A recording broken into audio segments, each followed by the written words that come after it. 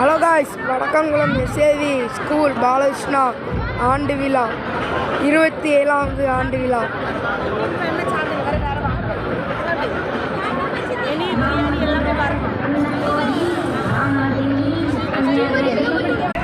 என்ன கூட்டம் ஆகுது காய்ஸ், என்ன கூட்டம் நீங்களே பார்த்து கொண்டு இருப்பீர்கள். யாராக இங்கே வந்தவர்கள் இந்த வீடியோவை பார்த்தா லைக் பண்ணுங்கள், சப்ஸ்கிரைப் பண்ணுங்கள். இன்னும் வீடியோ வந்துகிட்டே தான் இருக்கும்.